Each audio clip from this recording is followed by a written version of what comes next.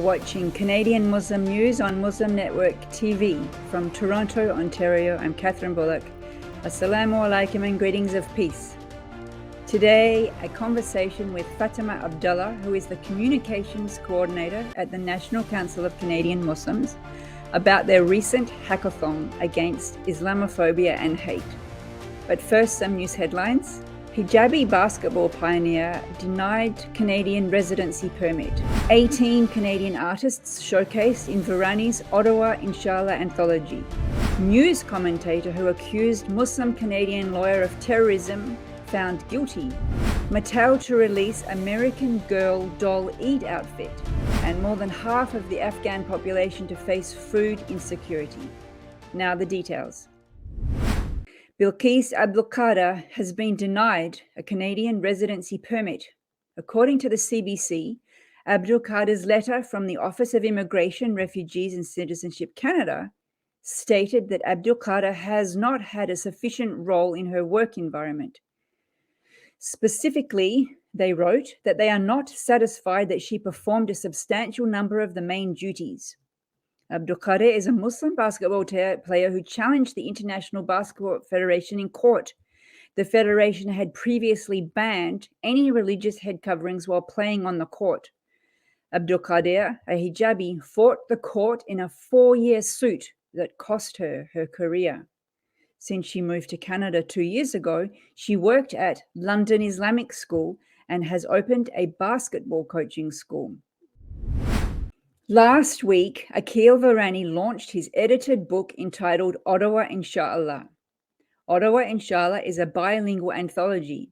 It compiles the work of 18 artists from the Ottawa Muslim community.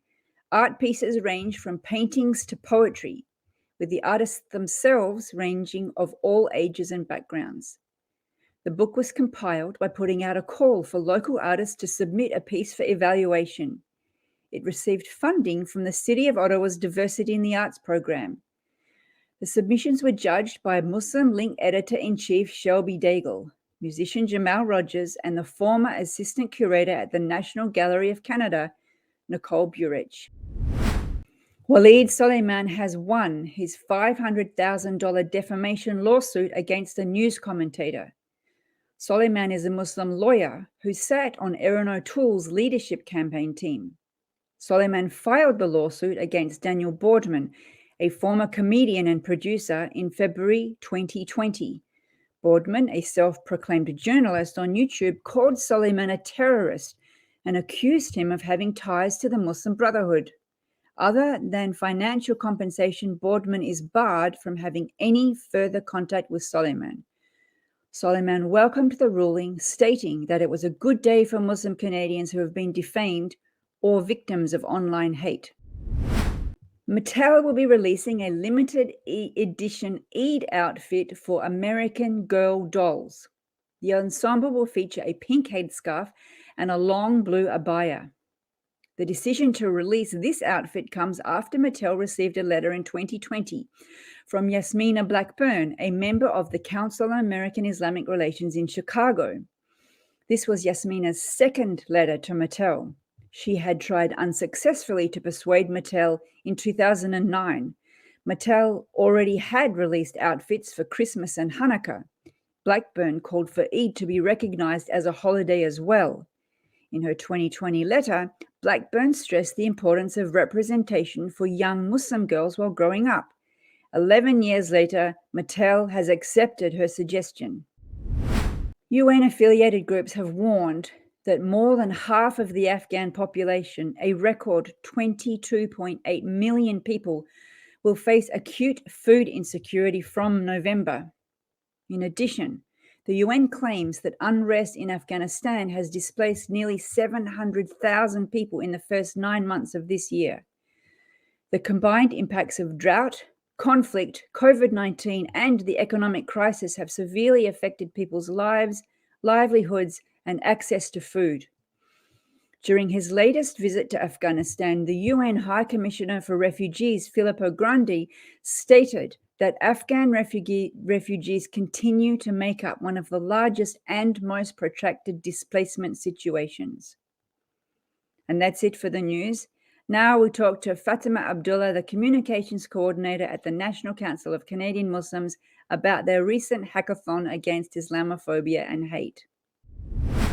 Assalamu alaikum and welcome to the show, Fatima. Alaikum salam. Thank you for having us. Now, I know that your organisation, National Council of Canadian Muslims, that we call NCCM, has organised something called a hackathon. And I'm one of those technological dinosaurs. So tell us, people like me and the viewers, I didn't even know what a hackathon was. To me, a hackathon means you hack into something like illegally, it's something naughty. So I had to ask my kids, what's a hackathon? So tell us just the general, what's a hackathon? Yeah, so the hackathon is an opportunity for teams to get together and come up with solutions to real life problems and tech-based solutions. So yes, I guess it is a little bit of hacking into things, but not illegally, but more so using that knowledge of and experience in coding and developing, whether it be developing websites or applications, as well as artificial intelligence, to create meaningful solutions to online hate, and that's what we had done. So you organized this, I believe it was last week. Mm-hmm. Yes.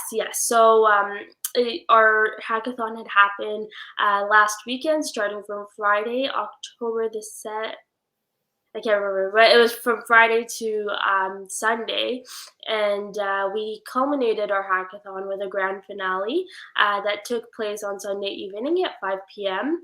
And we did somewhat of a Dragon's Den style judging panel with 5 esteemed judges, and 5 teams had been invited to that grand finale, and all of which had provided some amazing solutions to end online hate.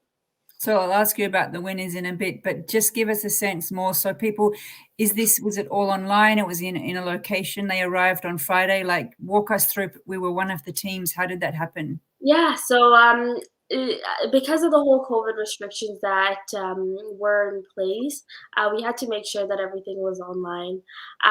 So our grand finale was a little bit different than the preliminary judging round that we had held. The preliminary judging round that we had held and everything else that had happened throughout the weekend was all via Zoom.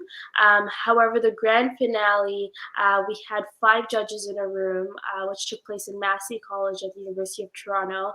And finalists had presented their presentations to the panelists. However, the finalists were still presenting via Zoom, whereas the judges were all together and participating in a Dragon's Den style conversation while the finalists had presented their presentations.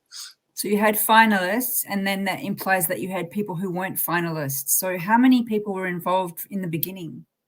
Overall, there were about 20 teams, teams of 3 to 4 individuals. And amongst those 20 teams, we could only pick 5 for the grand finale. And it was all about coming up with tech solutions to combating hate, specifically against Muslims? Online hate in general. Online hate is something that has affected the Muslim community, but not only the Muslim community, has affected the Black community, the Indigenous community, the Jewish community, and all other groups of all other marginalized groups and racialized individuals. And so these tech-based solutions are overall solutions in ending online hate, because at NCCM, we've done a lot in the past in aiding for policy change or tangible measures that governments at the federal level can do to tackle online hate. So tell us about the finalists. Tell us about the finalists. What the projects were that won or that presented. Yeah. So there were a wide array of finalist presentations that had taken place. The top 5 teams presented. The first team, the team that won, had presented an application that would, all in all, disrupt echo chambers. Echo chambers being the path of communication, as well as what leads to the spreading of online hate. Another team had presented to tackle against the issue of not having much representation of Muslims and racialized individuals on simple websites such as Google. Like an example they had given was when you Google family, you don't necessarily see any Muslim family, or you don't necessarily see a family of people of color, and so that was a method in which they had believed they could tackle online hate and spreading more awareness and representation of people of color. And that would be done by what? Changing the algorithms behind the search question, pulling up different images? Yeah, I'm not techie like they are, but they did have some really cool ideas through there. I know that the team that had won, Chamberless, in disrupting echo chambers, had proposed an application where, using data sets, they will be able to pull different messaging and messaging streams, as well as aid in I guess informing that messaging stream in the manner that that is acceptable, rather than bigotry. So tell us about the judges, who they were. Yeah, so we had a group of 5 judges. So first up, the CEO of Mars Discovery District, which is a social innovation hub, Young Wu, as well as Mohammed Lashemi, who is the president and vice chancellor of Ryerson University. We had Janelle Massa, who's the host of CBC News Network's Canada Tonight, and Mohammed Faki, so the CEO of Paramount Fine Foods. And it was interesting to have each of their backgrounds and experiences in combating hate and bigotry, and the wide array of experiences that they have in their particular spaces come together in helping us judge these finalists that had presented their topics. That must have been a very hard task for them. What happens to the winner? Yeah, so the winner is awarded an opportunity to earn up to $50,000 of seed funding. So NTCM is looking forward to working alongside the team Chamberlains in helping them, in assisting them in making their application into a reality, and they have up to $50,000 to make that happen. Who's providing the seed funding? So NTCM had partnered up with the Government of Canada in allowing for this to happen. So I see. I remember at the Islamophobia Summit, one of the recommendations from the NCCM, or one of the concerns, I guess, was the government wasn't doing enough to address online hate. Mm-hmm. Is that the assessment now, after having been through the experience? So the online hate aspect of our Islamophobia Summit recommendations still exists, and is still something that we believe is important in assisting the tackling of online hate. However, we do believe that online hate requires more than just policy change. It requires a whole of government approach, as well as a whole of community approach. And this is one manner in which we involve our communities into tackling this very real problem. However, it does not mitigate the fact that there's still a need for real tangible policy change.